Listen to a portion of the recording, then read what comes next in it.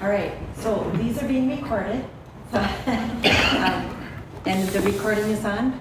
The recording is on. All right, thank you. All right, so this is the Minnetrista City Council work session meeting for July 19th, 2021. And this is our first in-person meeting since March of 2020. So here we go. Hopefully it still works. It is nice to see everybody's faces. Yeah, it Yes. is. It is. So do you need me to do the roll call for the work session? Do you want me to do that? Kind of just... Wouldn't hurt. Okay. So with us this evening, we have Police Chief Paul Falls. We have Kennedy and Graven Attorney Ron Beatty, Allie Pulfus, who is our Director of Administration, Mike Baroni, our City Administrator, myself, Lisa Whalen, the Mayor, and council members present are Pam Mortensen and McGregor and Kathleen Refkin, and John Chamberlain, I don't believe will be joining us this evening, so he will not be here. So with that, we have two items on our agenda. Our first item is to discuss the nuisance ordinance, and I'm going to give this over to Mike. Oh, well, something. There we go. Thank you, Mayor. I'm going to quickly turn it over to Ron.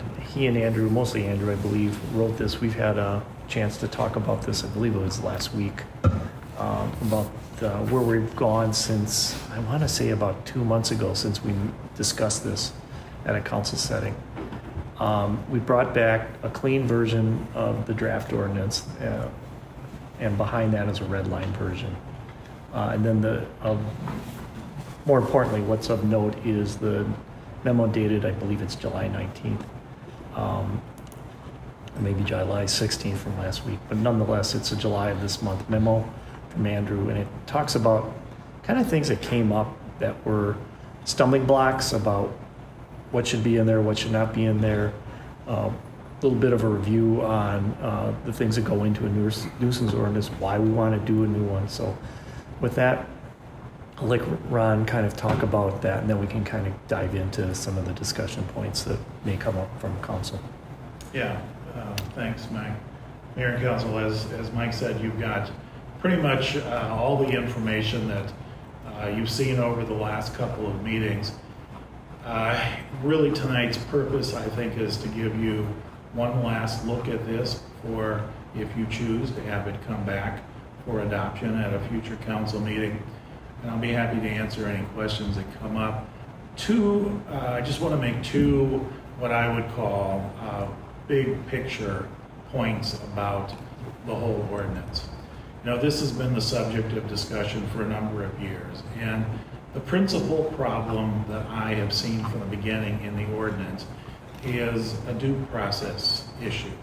There's no due process in the ordinance, which has made it difficult to recommend implementing it. And I think that's been, in my opinion, the most important thing to address in this situation.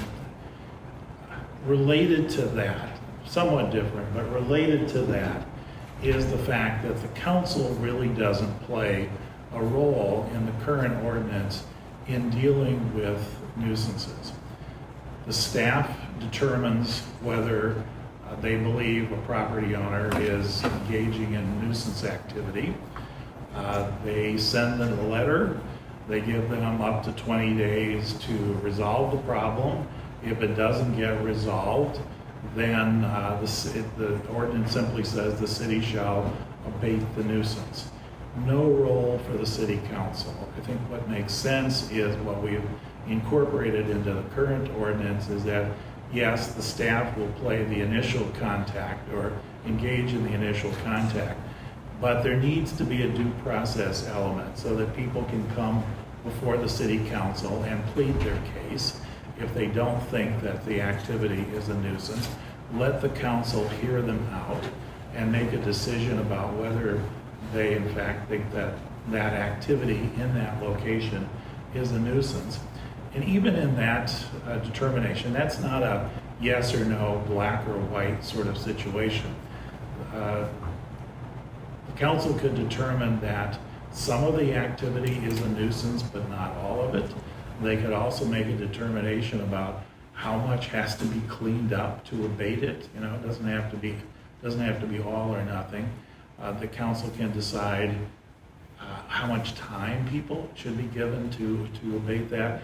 I think that's an important role for the council to play. So putting those procedural and council contacts in there, I think, is important both legally, but also from what I would say is a good government perspective to engage the council in an evaluation of the situation. The other issue that I want to point out is what I think is an advantage in the ordinance, and that's the flexibility of language. There are ordinances in which you don't want flexibility.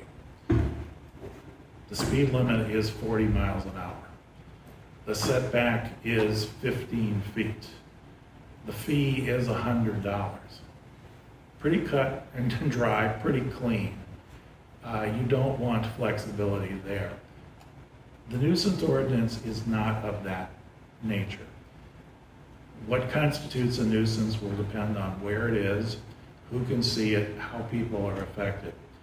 This is a big city geographically. There are urban areas and there are rural areas, and what constitutes a nuisance in the rural area may not constitute a nuisance in the urban area or vice versa. And even in the urban area or even in the rural area, it may depend on where the activity is. There are large properties in which the activity, whatever it is, could be a location where nobody can see it or hear it or smell it and really isn't affected by it. Other places, again, on a large property, could be in a much more visible location. So I think it's important that there isn't a one-size-fits-all approach to this. Again, it's allowing the staff initially to exercise some discretion and ultimately the council to decide whether that activity in that location is affecting enough people to constitute a public nuisance.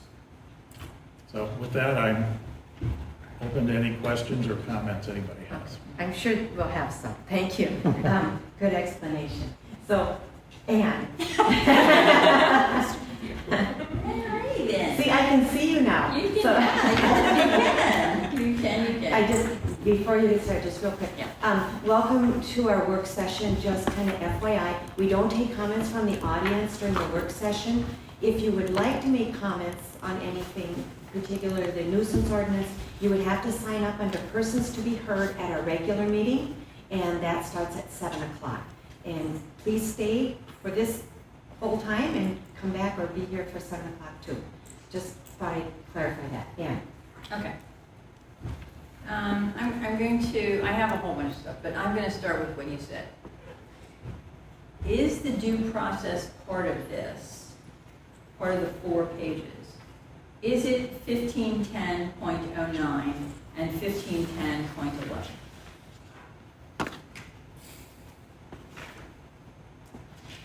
Yes. Okay. All right, so then I'm going to say that even though I still don't like some of the words in 1510.01, I'm accepting 1510.03, I'm accepting 1509, and I have a question on 1510.11, but the issues I have are all within 1510.05, and I'm going to ask a question first. Is there anyone on the council that needs to have this done this year because you want to enact something this year? No. Not necessarily, but I think some residents might wish us to enforce some things this year, or sooner than later, put it that way. Okay. And I think there are some that have been ongoing for a long time. So it'd be nice to get something in place so they can move forward or know what's going on. Okay. So then, and I'm going to say, are some of those things covered in 1510.05? Like the residents' concerns? Yep. Mm-hmm. I would assume. Because in talking to Mike this morning, Mike said he doesn't want to start over, and I'm okay with a large number of even 1510.05, but there's still little things, and I keep having, Chief Falls, I'm not picking on you, but I still have your words in my head when you said, well, we're not really going to act on the specifics of some of the details of different things. I'm just putting words in your mouth, and you can talk about that. And in answer to your question. Yes. So subdivision 10, Yes. it says accumulation of disused furniture, appliances, machinery, automobiles, trucks, buses, light and heavy equipment, etc. That section, subdivision 10, that is one thing where we have had issues. Yeah, that's what I thought. And what I wrote next to that was, this is the crux of this document for Minnetrista. Well, I would say we have more issues with that Yes, than the other ones. and the other. Because, for instance, now we have had some complaints, not many, about dense smoke. Now, that would be more in maybe like a woodland cove, if somebody is doing a backyard fire or something. That would pertain there more so than out in the rural area. Noxious weeds, I don't know that we've really had any issues with noxious weeds. So Mayor and City Council, the other subdivision that I think has been addressed through the police has been subdivision 12 that talks about motor vehicles not currently licensed. Mhm. And Yeah. that has been a minor infraction by the Deer Creek property owner. I don't know if it's come up other places, but I imagine it has.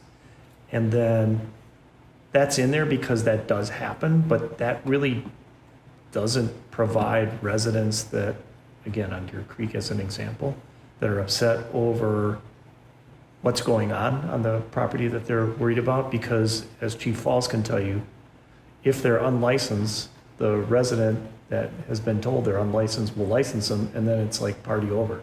So they're still there, but now at least they're licensed.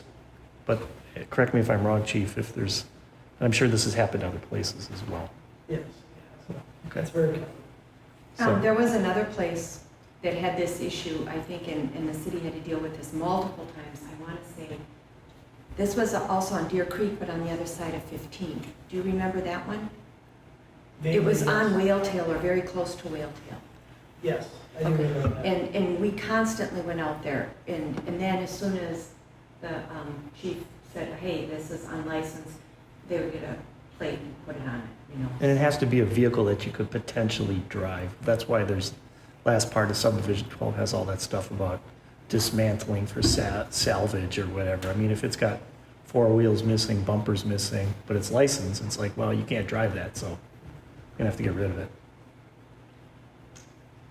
Oh, sorry, yeah, there's one more, subdivision 6, any open well pit, evacuation structure, barrier, or other obstruction which endangers public health, safety, or welfare.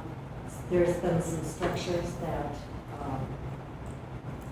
could be applied to that. Well, then, what I'm going to suggest is, I'm going to tell you the subdivisions of that section, because I'm okay with the rest of it. I'm going to tell you the subdivisions I don't like, and that I would want to actually change wording or do something in, and there aren't that many of them. And then I'm going to let other people talk, and then I think we can circle back to what I'm talking about. Subdivision 1, diseased animals, that one. And then, let's see, I'm okay with the rest. Subdivision 9, there has to be an exclusion for boilers that are out in the wilderness. And let's see, subdivision 11. And that is it. So, somebody else can add to that, or we can discuss it, whatever. What are we going to do? What's your issue with one? The diseased animals, I think the word knowingly has to go in there. What if somebody has a sick animal, sick dog or sick whatever? And then Mike talked me down this morning. He basically said that, you did a good job. Good job. He basically said it would become a private issue if a neighbor had a circumstance where they didn't like the fact that the person had a sick dog and they wanted to take him to task. It would be a private issue. And he directed me to the legal aspects of how that works. The only thing is I don't see where that actually works in the ordinances. Well, the ordinance only applies to public nuisances.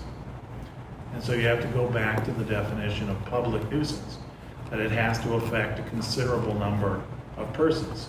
So by definition, in your example, it would not be a public nuisance and this ordinance would not apply. If the neighbor felt strongly enough about it, he or she could bring a private nuisance, but the city would not be involved. Okay, so then all right, so then I'm done with that. That leaves us 2. 9 and 11. Well, let's go through them in right way. Fine. So, the emitting or production of dense smoke, nobody wants that, especially not in where a lot of homes. But there are people who have boilers that heat their homes, and they can produce a lot of smoke. So again, are we talking, it would be a private thing, because only like 1 or 2 neighbors would find fault, or? Well, I'm not sure exactly what you have in mind. I'm trying to think of what kind of equipment that would be. I guess it would again depend on whether, where it was, where it was. Going back to my earlier comments, what might not be acceptable on a 1/3 of an acre lot might be perfectly acceptable on a 20-acre parcel. So I'm not trying to ignore the question, but depending on where it is and how many people are adversely affected, it might be a private nuisance, it might be a public nuisance.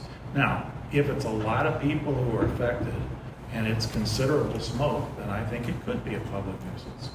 Okay, and that keeps bringing us back to the number and how many that actually is. What is a considerable number? Is it greater than 2, greater than 3, greater than 4? What is it? Depends on where you live. That language I understand why that's a concern. That language matches the statute. The statute is specifically flexible with regard to that, because again, I think it depends on the circumstances. All right, Flexibility is, okay. and then that leaves us with 11. And 11, accumulations of animal waste, litter, or manure, which pose a risk of pollution. And that makes sense, but should we define the severity of the risk? Well, again, I would say this is fairly typical language, again allowing some flexibility. The PCA has standards depending on how many animals are present and whether it's a commercial facility and so forth. And so I don't know what their standards are, but I know people who have horse farms often have to enter into a manure management plan with them under the PCA regulations to deal with that. And then to also piggyback on that, I do believe based on the size of the property, there is a limitation on the number of actual horses you can have. Because I've heard Nick Olson discuss that many times with people say, they're obviously trying to buy a property, or they want to somebody already has a property, maybe put their horses at this particular property. And I've heard him explain it multiple times over the years that I've sat outside of where Nick's at. He's got a kind of a very good projecting voice. So I've learned stuff by just listening to Nick, but I have heard him describe this to people, that there's an X, whatever that is, depending on the size of your property. And I think obviously the ones that are here meet it, so. I'm not sure what you're talking about, Mike, exactly, but there is the concept of animal units. Yeah. Yeah, the city has an ordinance regarding how many horses you can Yeah. have.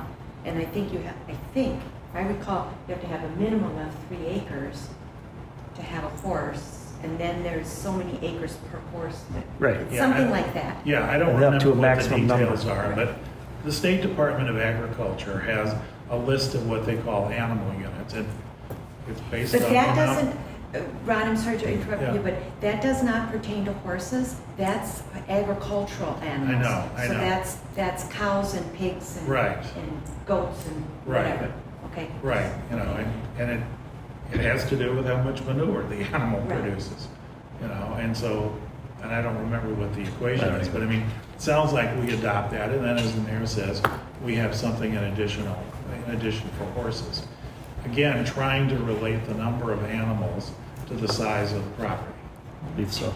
So I think my take on this is it's to dissuade, like, let's say a Tyson company coming in and doing, they do chicken, but let's just say they do pork or pigs, doing massive pig farming somewhere in the ag district on 40 acres and they have 5,000 pigs, something like that.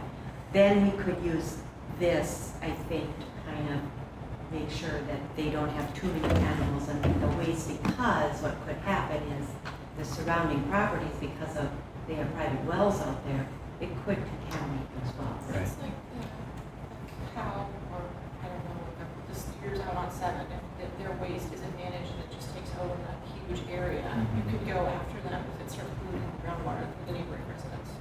And that all makes sense, but again, is this a stepping, you mentioned something about a horse management plan, it doesn't exist here. Is it within the Pioneer Cedar Creek watershed district? So the city does not have a horse manure management requirement. I'm pretty sure that's currently. Now, Pioneer Cedar Creek watershed is trying to get every city to create a horse manure management ordinance. Okay, we haven't done that yet, but that would be in addition to this. That wouldn't. Okay, and this person who owns horses doesn't want it. Well, in a lot of times what will happen is if they want more horses than is allowed on their lot, they could maybe get a special permit, but then it's required that they have a manure management plan and that they have a stall and a place to put the manure and it's hauled away, things like that. So it could be that, but usually if you are within the limits of horses, so you have 3 acres and you have 1 horse, it's not going to be a huge problem. It's when you get into you have 5 acres and you want 10 horses, that kind of thing. Yeah, what we're really talking about is good husbandry and taking care of the animal waste. And what I mentioned earlier was a PCA manure management plan. I'm not aware of any here. I know of them in other cities. And they may need a permit as well from the Yeah. NBC. Yeah, and this person doesn't want to have that. So, Well, for the nuisance ordinance to apply, someone would have to complain, and it would come before us, and then we have to decide if it actually Right. is a public nuisance, or if it's just a neighbor who's mad about it. Right. Right. So just because one person thinks there's too much animal waste in the property doesn't mean we would think there is. What I would consider too much animal waste is probably way more, different than what you guys do, because I live on a quarter-acre lot. right. So all of us would have to agree that there's too much on this property, versus just one person not liking their neighbor and complaining about their situation. Yes, and I think that goes to the point I made earlier about the importance of having the council be a filter through which all of this has to be run, because the staff is going to do the best job that they can, but ultimately it's going to be presented to you, who are going to evaluate the totality of the circumstances to decide whether that activity at that level, at that location, constitutes a public nuisance. The other thing too is a lot of times in situations like that, somebody with the staff would maybe work with them first to see if they can't figure out a manure management plan. And some of the watersheds actually have grants available to help facilitate just that. And the other thing, as Ron said, the public nuisance part of that would be like if they're right next to, let's say, Ox Oak Lake or Pinker Creek, and it's actually, you can actually see the manure Manure going into- waste running into the public waters, then it might be, and I know we had a situation on 26 that was on Ox Oak, and the watershed worked with the property owner to create a plan and a bin and a holding thing and all of that. So that's I think what would happen in this case. Okay. Just one other thing real quick. Some of these things might not be relevant today. However, it could help eliminate future people coming in, and they would know this is the ordinance, so that it wouldn't become a nuisance property if they have the rules set before they moved in and so forth. Madam Mayor and Council, if I could make a couple of comments. I think to your point, this particular section is, they mentioned, there's a lot of, it's vague for a reason, but there's a number of things that we would have to be able to articulate and then essentially prove. So a homeowner isn't necessarily just going to be told this is too much without proof and you need to clean it up and you need to do X, Y, Z. So there's going to be a lot of communication between probably staff and the homeowner to begin with. The vast majority of nuisance complaints we get today are handled that way, and they never get to a point of getting a citation, or certainly not to the level of an abatement or something where the council would even get involved. But in this particular case, there would be all kinds of steps.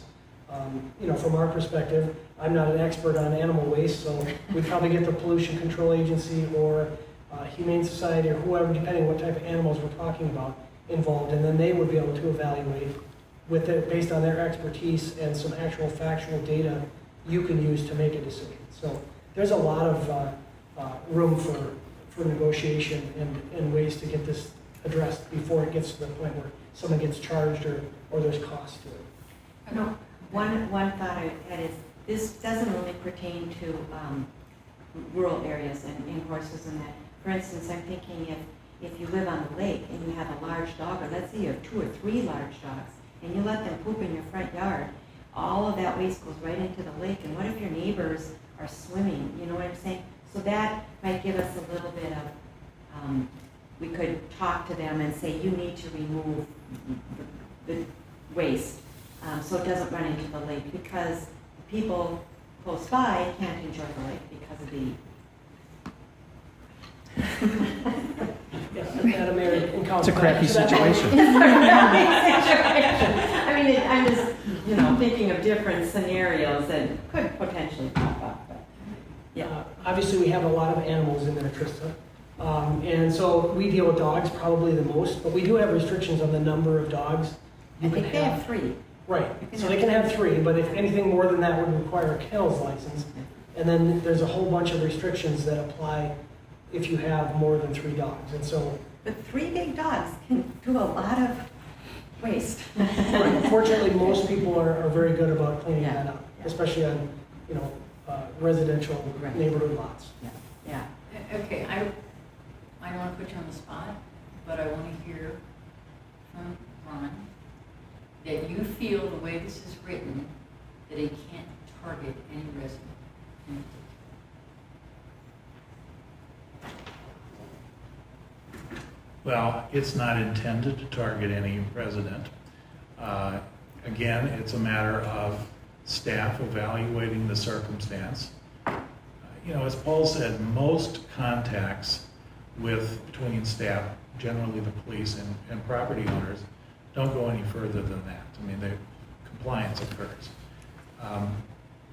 But if people feel strongly enough about what they're being accused of or the problem, then the procedural things that have been added to the ordinance, I think, are critical to let people come in and plead their case in front of the 5 council members and have the 5 of you or whoever's sitting in those seats evaluate, again, based on all the circumstances, whether that activity constitutes a nuisance. Could somebody be targeted? I guess so, but that would require that a majority of the council decide to do so. In my experience, that's not the way it happens. So I can't guarantee that it wouldn't be abused. Like any other ordinance, I guess it could be abused, but I don't think that's a reason not to go forward. The way I see this is that the nuisance ordinance is a tool in the city's toolbox. One of the memos that was provided to you was a memo from a couple of years ago that talked about some of the other tools that the city has. The nuisance ordinance is not the only one. But now, in my opinion, that tool is broken, largely because you don't have procedural guidelines. And so it's not usable to you. And my point would be either fix the tool or throw it out, because having it in your toolbox but broken is not doing you any good. And what I'm hoping is that this is fixing the tool so that in what I think are going to be extremely rare circumstances where it gets to that level, we have a process available to protect people's rights and how council ultimately decide whether there's a nuisance and how it needs to be abated. Okay, I'm done. If I may piggyback on Ron's comments, I think the vast majority of the changes in this ordinance are actually geared towards the appeal process and the fact that it is protecting property owners' rights. It's not going the other direction. So it's providing those layers of protection so that they can come in and have a hearing and be heard, and then multiple people get to evaluate that and decide if further action should be taken. Yeah, which is not in the ordinance now. And correct me if I'm wrong, but this is really going to be on a complaint basis. Right. And so we're not targeting any specific property, but I know that there's been complaints on a couple of properties in the city. So it probably will pertain to those. I'm guessing that once this is done and set, that we'll get some complaints from those people again. And- Just And if I may, Mayor, if you don't mind. So it's been mentioned at previous meetings of the council, whether it's been in person or virtually, that we're enacting this ordinance because of the Deer Creek property issue, and that's just not the case. As Ron mentioned, our current ordinance is literally useless. And so this replaces that. And again, as Paul and just mentioned as well, that it provides residents some protections. It also gives the council some say-so on this. Right now, it's just staff only. That being said, if this does eventually pass and become an ordinance of the city, this is not a panacea. This is not going to automatically make, whether it's the Deer Creek property owner in question or any other property that is a perceived nuisance, public nuisance, change overnight. It's not going to happen overnight. It's going to take time, it's going to take money, legal fees, and efforts to do something like that. We tried, even under the old ordinance, based on input that we received from residents over there, that the property owner in question was running a business and then he was doing something nefarious. And I have a lot of faith in our investigations folks at our PD, and they could not find anything that showed that this guy was advertising or doing anything that even smacked of running a business. That's my opinion based on what they told me. Maybe it's changed in the year or two since, but I kind of doubt it. I don't think we've gotten any we couldn't different. prove it. Couldn't prove it. Couldn't prove it. We had no proof of it. There was So, speculation. you know, if the Deer Creek folks that are here tonight, if they want to say, hey, if once this passed, hey, we'd like to pursue this, go right ahead. But it's going to have it's kind of a whole new ballgame on how we're going to approach it. And the council members will obviously be able to be involved in that. Right now, you wouldn't be.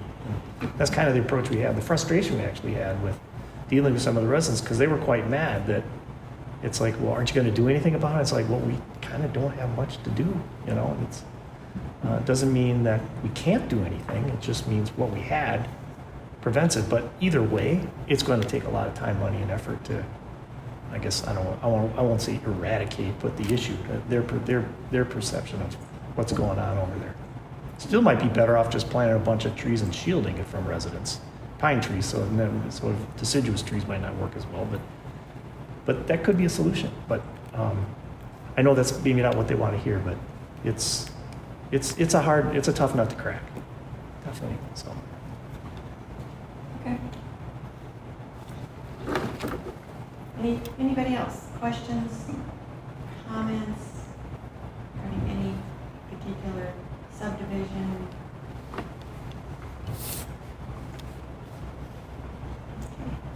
I'll make a couple of comments. I think the ordinance is very well written. And I do, it is complaint driven. And I do understand that, having been on the council for 6 years. It's not targeted, which, it just doesn't normally happen. Right? It is complaint driven with a number of residents. I really appreciate the meaningful enforcement, the enforcement for the policemen, because that's been an issue, is the enforcement of the ordinance. And I appreciate that it was written down, there is a process. There's a cost recovery mechanism in this ordinance.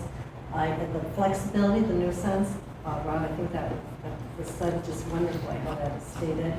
And the tool in the toolbox, it does help fix the tool. So I feel that this is a very well written, and it gives the city council a lot more grit and the police, to dive in and help solve some of these issues that have been long-standing. Yeah, I thought the memorandums and information was good. So with that, are we ready to bring this back to the council meeting then? Not this one. It'll come back at our next council meeting.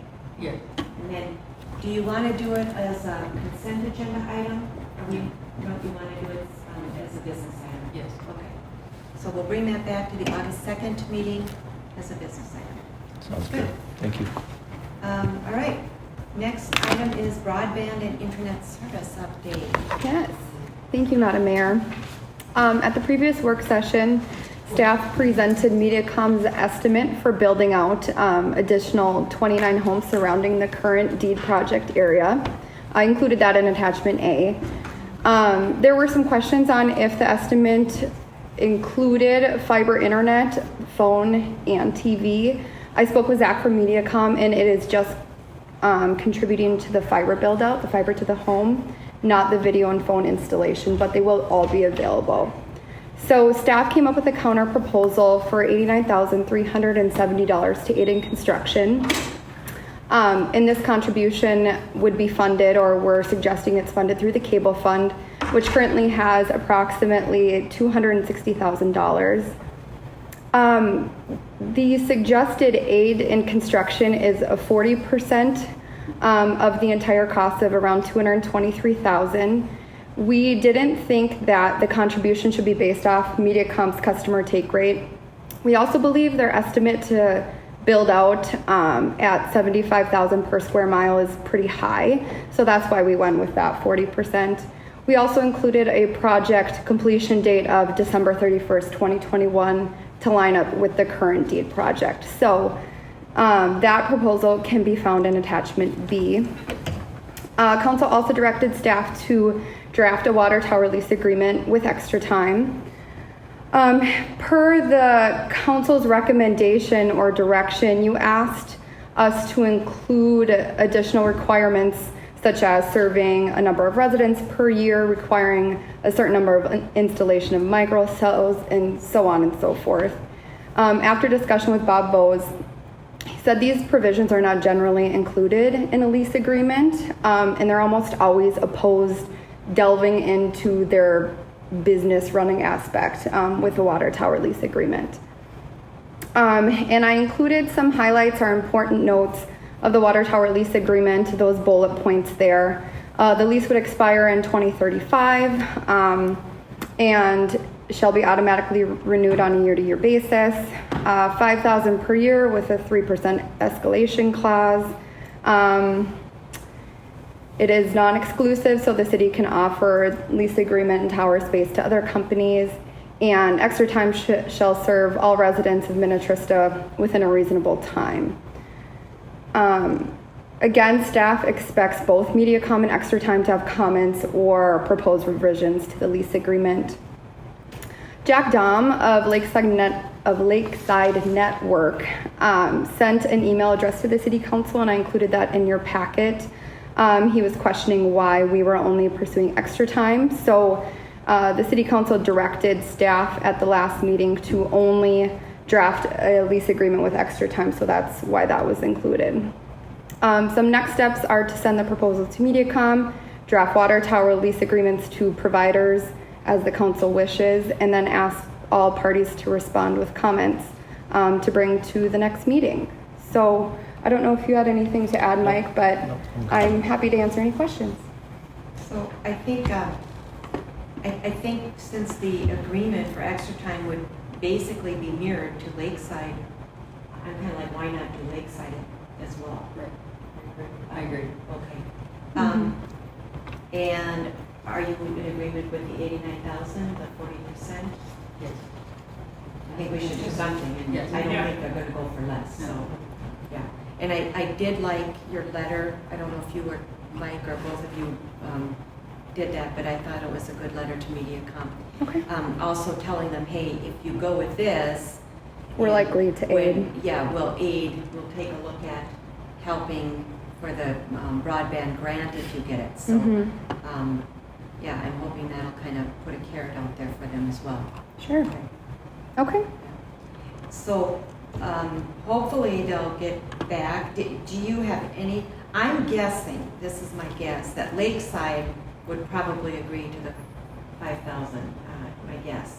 They seem really anxious. I to get imagine going. so. I'm wondering about extra time. Have you had any feeling? You know, I think they would be okay with the amount, maybe some of the other provisions, Okay. such as serve all residents of the city within a reasonable amount of time. I don't know if they would be okay with that. Do we I'm trying have to to read. put that in there, or why do we have that in there? Maybe that's the. Well, I think it was trying to grasp some of the requests of the council from the last meeting to make them move fast. Okay. Make them move within 6 months so they don't just get the water tower lease agreement, sit on it, and don't get anyone served. So it was kind of a vague way to get them to serve residents as quickly as they can. Have they given you a timeline when they think we could get it done? I think they could serve a considerable amount of residents given the customers take the service by the end of the year should they get the lease agreement. Could we switch it somehow that they would say that versus us saying, telling them they could give us a date and we would say yes or no? I mean, they could always verbally probably tell us how many they could likely serve by the end of the year. I don't know if it's not in writing how much power we had to hold them to it. But the other thing is, the potential to serve Mm-hmm. residents is one thing, but then whether or not the residents sign on would be totally different. Right. They would have no control over that. And neither Right. I would we. mean, or we wouldn't. Yeah. Right. So you're just saying that they should have the potential to serve Within a reasonable amount of time. time. Yeah, I think that the take we got in the meeting we had with MediaCom, and I think Ally could probably say the same thing about these two smaller local companies, is that, you know, their access is what they're after. I mean, Right. we did have prior conversations with Mr. Don many years ago, and without having further researched this, even back in those days, I mean, we have water tower leases with Verizon and AT&T, and they're substantially higher. But that's because it's a different line of business. I mean, we're talking phone service versus fiber Right. internet. So, Right. yeah, so we were able to adjust this to something I think that is more in their ballpark. I would be surprised if they both didn't want to have 3 lease agreements, one for each tower for both companies, which would be 6 lease agreements in total. And then, as Ally mentioned, 5,000 a year with escalator clauses. And when you start going to throw out, if you're one company, if you're going to spend $15,000, you know, you're going to start building stuff. Otherwise, you're not going to recoup that Recoup down your money. payment. Right. So to get on the tower. So I'm sure they're going to want to use the tower. And I if know they get access. Extra Time has agreements for around 5,000 in other cities Yeah. too. Oh, So okay. I would Yeah. be a little shocked if they balked at, I would you know, So the then, amount. Another question, can they just go with one tower if they wanted to? Or, That'd be up to them, I yeah. mean, Yeah. they don't have to do all But I three? think they've Correct. both expressed interest in being on. They all want to the be on, towers. they all want to be on all 3 now. I don't know if Extra Time gets on one. Does Lakeside not want to go on that one because of No competition? But that's not really our No, that's not problem. our So problem. Yeah. that would be the only thing I could see where they're not all on all of them. Okay. The lease expiring in 2035. I had highlighted that too. I had it highlighted too. That's what Bob Bose drafted, so I didn't want to edit it, but I had a note that seems long. But the city can terminate. No longer than 2025, 2026. Why in God's name? And we could be flying drones to the grocery store by then. I think the thought is that the city can terminate the lease Yeah. on any given day without notice. If you look at that termination, Yeah, I did. they have a notification period, we don't. Mhm. So, I mean, if we don't 90 like it in 2 years, we could say goodbye. But then It's- you might make a few customers mad that already have them, so Yeah. I imagine it's more administratively, so we don't have to keep doing it. keep doing these lease agreements every 2-3 years. Generally, the ones that are on the tower for telephone are at least 10 years, sometimes 15 or longer. I think ours are 10. Yeah, with like annual renewals that we generally don't even worry about because we're happy, they're happy, so let's just let it renew. So they can sign the agreement, but they. We'll so see what let's they say. 5 years from now, they can give us a 90-day notice and. Mhm. And we'll see what they And we say. can get out as well. You can get out anytime. Right. Yeah, the three things that I had checked off was the date, it was the serve all residents, and then I thought about the same thing. Well, let them come back to us and say, we don't want to serve all the residents, this is who we want to serve, so I thought that was okay. Yeah. And then the provide speeds of no less than 300, I think that's mean. I think they can ramp up, but again, you can put it in there and let them come back and say, we want to do this, this, Sure. and this. So- You know, that's a good point because that 300 is kind of geared at extra time because that's what they serve, but Lakeside might balk at that one. We'll And they see. can. So, and I imagine they will because I know they can't serve too many residents with 300 megabytes. So yeah, I imagine they'll come back with a revision or I imagine they'll come back with 100 megabytes per second Okay. or Whatever. something. What And we'd is- probably be okay with that. What is the requirement though? Isn't there? I think it's 50-10. It's really low. The federal government's gonna be 100, but it's not there yet. Right. And I think it's 50. 25 is the, It's double digits. I know. it's 25. I'm pretty So- 25 or 50. But here's my concern, rather than going back and forth, I get what you're saying. Why wouldn't we put in there 100 versus, you know what I'm saying? Because, Right. you Well, know, this what- is what they said they offered, didn't they? Extra time. Yeah, extra, Yes. they said it in their Okay. presentation, this is what they Okay. could get. Yeah. Lakeside can't get any. That's really all that they offer. You know, the resident can choose a different speeds plans, but they. I guess they can say make Okay. or provide available speeds of no less or Okay, something. so then the question is, what if Extra Time comes back and says, we can do the 300, Mhm. but Lakeside says, we can't do that, we can only do 100. Do we? That would be up to the council, but I imagine 100's better than 0 for those who don't have it. 100 is better than 9. Right. Yeah, it's better than Frontier. The residents have options, they can decide which Right. company they Right. want, and if you want more, you can go with this one or that, you know. Yeah. And the people right now that we still have left to serve, we're back to that, and I understand the concept, but the tree cover versus no tree cover, Right, Mhm. right. we don't know which one of them is better at what. Mhm. And that's why I want to bring them both in. Right. And that's Mhm. why it was the lease thing. I want to make sure we can get out of it if Yeah. if they fail. But at the same time, if each could take 30 houses, we'd be that much further ahead. I know. Mhm. And if they fail, we're not losing anything, they're Right. paying us, That's so. right. Right. It's their job to provide the residents with service that they want to have. Right. Or they'll terminate the contract, and we won't have to worry about it. Right. So do you want that 300 changed or do we want I think we leave it and see what Lakeside comes see what back they with. say? Sure. I mean, Sure. I think, yeah, Mhm. I'm okay with that. Okay.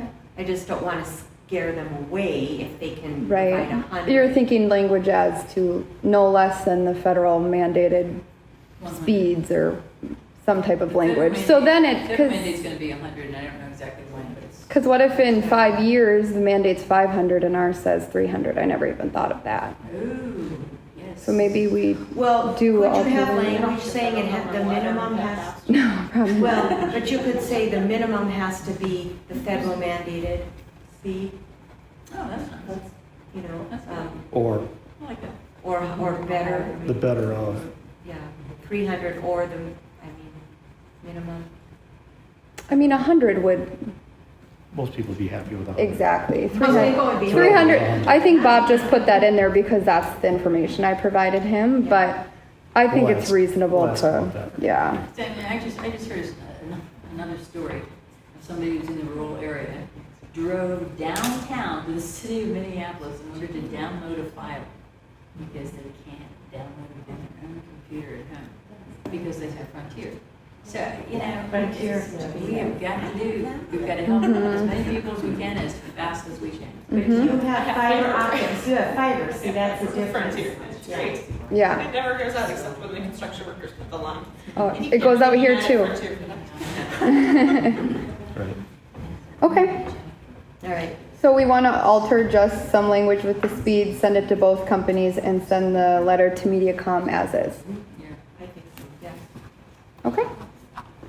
Okay, and then I just have a question. So August 10th come back and hopefully we're good to go. Then where do we go from here? What's the next step or discussion? I think at that point, we're getting to discussing a local match to the next deed project and what that looks like and applying for that. When do they have to submit that? Is that It's October? September or September? October. It starts in September, so Okay. you can't put together a grant until September, so Yeah. we got a Okay, month and a half before. but we probably want to discuss that at the August 10th meeting, because if they want to submit it in September, they're going to need some time. But then the other thing is, I do think we should be getting our art money this Mhm. week. Couple of weeks, I this think week or next week, This yeah, week I or believe next that's what week, I've been so told. keeping that in mind. Sure. The deed money. Is it only MediaCom Yes, Yes. hmm because they're the only ones who can file the deed? Well, No, What's the probably reason? some standards with the state as far as the grant goes, and I think companies as big as MediaCom are the ones that are doing it. and then one's getting awarded, you Right. know. And then, where are we at with having some leverage to get MediaCom to do phase 2? Well, I think that was one of the points of discussion that was kind of left hanging, and if Mhm. you notice in the letter, we're earmarking the 80-some thousand, whatever it is, because those are phase 3 homes. So I guess that will be determined. So Yeah, I I don't have a don't- better answer because I think we all know the same answer based on the meeting we had with them, so.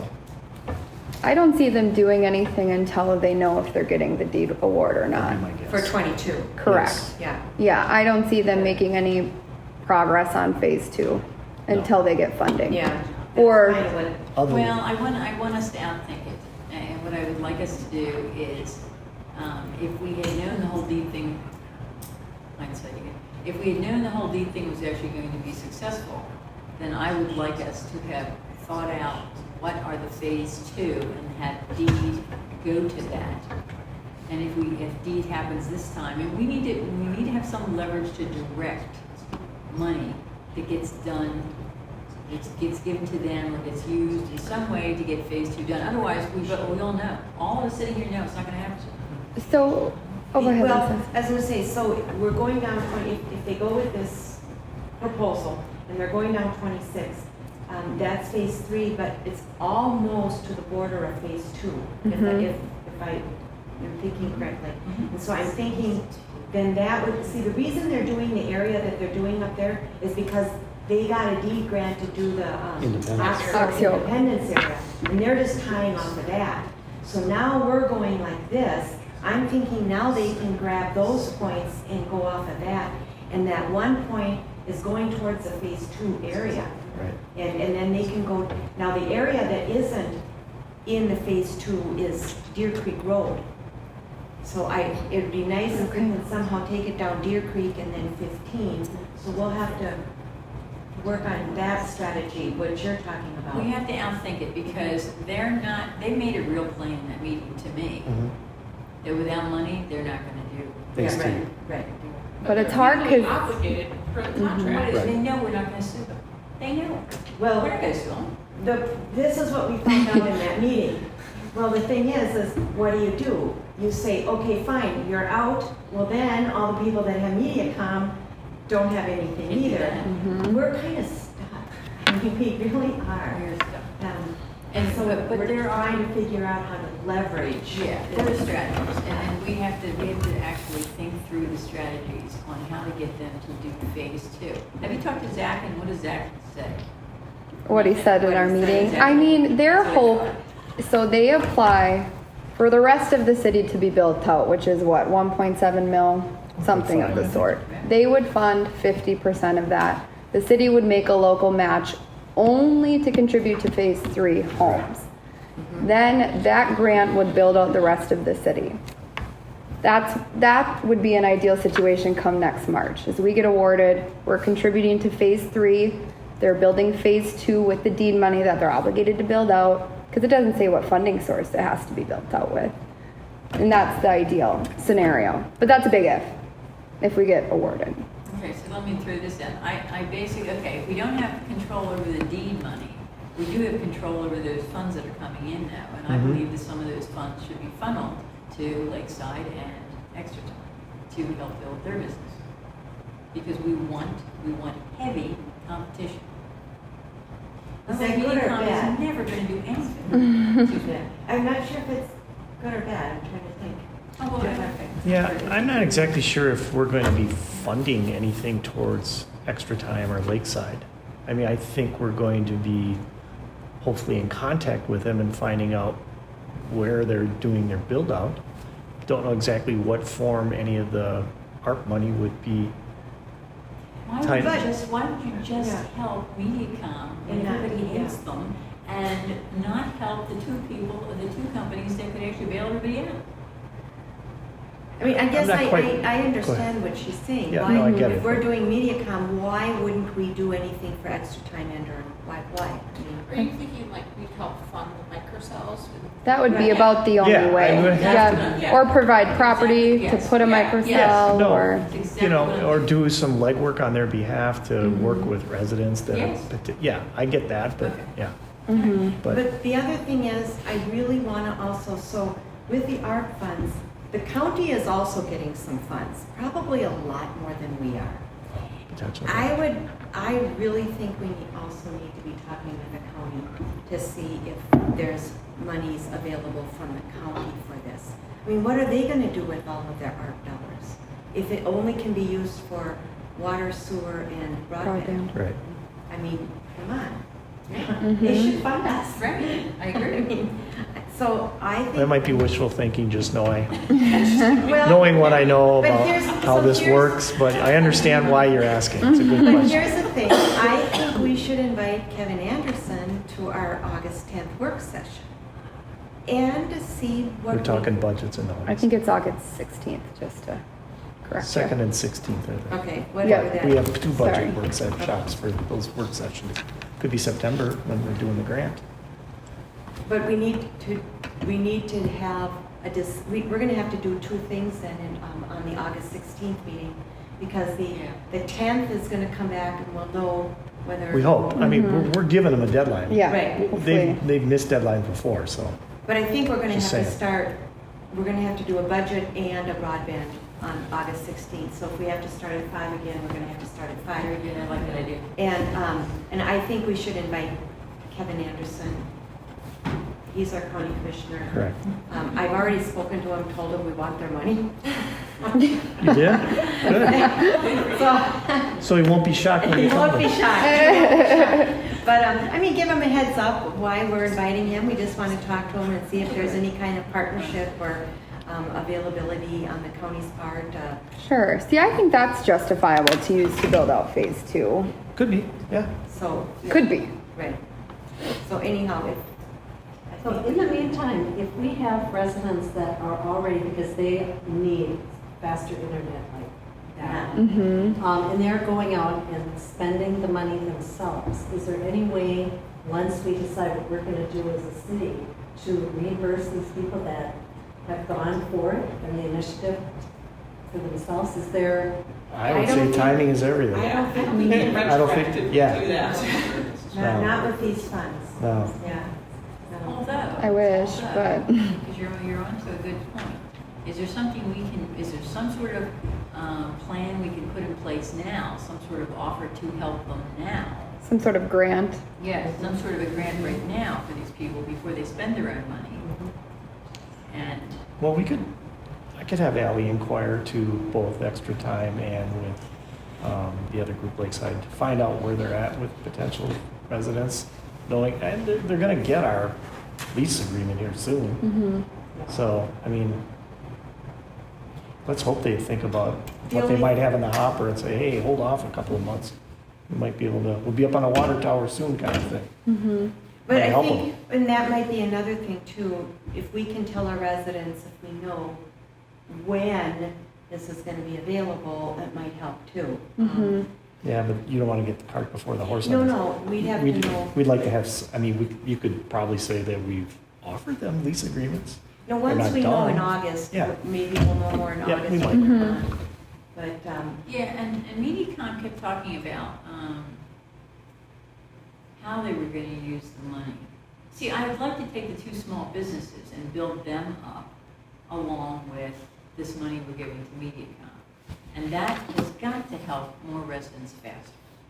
And so, and your point is excellent, because there are people who, when I talk to them during the campaign, there are people going to come back and say to me, no, wait a second, we just spent $8,000 to do this, this, and this, and you're giving money to these companies? We do have to think through that.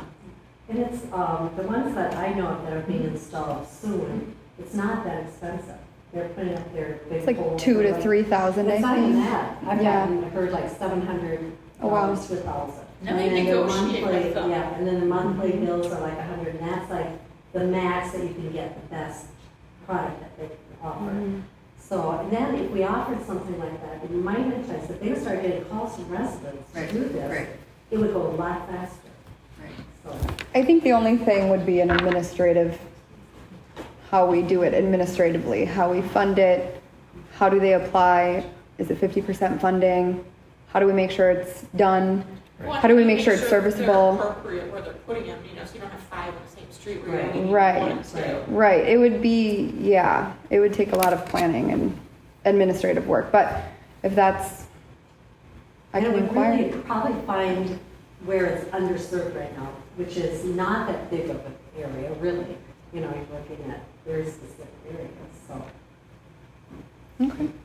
I wouldn't mind having another meeting with Jack Don and extra time as well to get a better handle so that we have the same ideas and understand the business better as to how, what kind of equipment they have. I don't know, it kind of the nitty gritty of the business to find out if there's a way to help them go faster as well, because they're not going to ask for it. Because they're going to be so thrilled that we are finally listening to them that I don't think they're going to come forth and tell us what we need unless we ask. Yeah, I think the only issue as the extra time I think alluded to is their manpower. I mean, that's going to be the real, if it drags on at all, I think that would be the reason. Not residents willing to pay, not us halting it. I think it would be Yeah. their ability to I construct think- these microcells. Yeah, I mean, I'm not disagreeing with you, Councilmember McGregor, That's about, okay. about the fact that, it'd be nice to see these little guys kind of come in and do their best. But I think they're in the same market we're all in. I mean, I was told when we were talking IT stuff for our city council, or for our city hall and PD, if I ordered a new Wi-Fi, which we need, because our equipment is that old, if I order it today, we might get it by Christmas. I mean, there's just all sorts of supply chain things. These guys are doing the same thing, whether it's chips or whatever, it's coming from China. It's slow going for technology. I mean, we were supposed to have Councilmember Shumperlin and Brian Grimm's computer. We ordered those, month and a half ago? At least, I yeah. think they came today. So I mean, everybody's in the same boat with supply chain and finding people to work. We've seen that in the economy too. Can't get anybody to work for you. So I don't think it's going to be like that. They're going to be in here and everybody's up, cabled up. It's going to take a little while. Whether it's MediaCom or these other two companies, I think everybody's in the same boat for technology. Okay. So I just know that during the MediaCom meeting, I had a sinking feeling that MediaCom doesn't plan on getting it all done, what we want done, for another 2 years. well, I think they told us that they would like to get it done in 1 year, but they're going to try to get it done in 2 years because, again, the supply chain thing. Well, that's kind of a. Yeah, I mean, they'd love to get it done. Approach. Well, I think it's real though. I think it's real. Plus they have to find the employees to do it. Yeah. And it just is. But- Mediacom's here. We kind of have to deal with them. But the current deed grant that they're getting, Mhm. they have to complete the current area that we're talking about. By this year. By the end of this Right. year. And hopefully these 29 homes in Plus- addition. Plus these 29 homes, Right. which We're hoping this year as well. Yeah, So that would be 100-ish homes total. yeah. And what are you gonna do if they didn't? Well, deed? Isn't Well, the deed audits them like every month on everything. All right, okay. We'll see what they say to our letter about finishing it, at the same time. The question is, will they even accept our offer and do the extra 29 homes? Right. That's- Right. And if they don't, then I think, then we need to have maybe a plan for extra time Yep. or lakeside, I Mhm. think, to cover those areas. Which, Well, that was Well, what, we can't make anyone use their services either, Right. so yeah, all we can do is say, we're giving them a lease on the water tower, right. talk to them, Exactly. reach out to Mhm. City Hall if you're having problems, Right. and then Ally, she doesn't have enough to do. Never. I sent Ally the letter, the email from Zach that I got. Mhm. Mediacom just spent $59,000 to upgrade my neighborhood system or wherever I am, whatever node I'm in. Mhm. Okay, they can throw 59,000 around. They can certainly put 59,000 into new hub. yeah, right. I was shocked he sent that to you, Yeah, especially with the price tag. I know. But Oops. Yeah. The other thing with Mediacom, if we pursue more things for extra time on Lakeside and support ways, that might put a light under the fire in behind Mediacom. Because if they're seeing that, oh my God, all of a sudden extra time on Lakeside are grabbing all these residents, they are not gonna get it. So, Well, keep in mind though, so extra time in Lakeside are only providing internet, okay? Mediacom can provide internet, cell service, landline, if that's what you still want, and cable. So there's a few more things that they can provide that, Yep.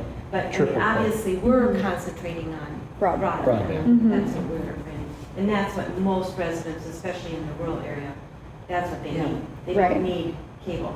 I mean, sure, they might want it, but they Yeah. don't need it, Mhm. So, but, Correct. so there's a benefit to having Mediacom there, but it's also a benefit to having, I think, the other two there too.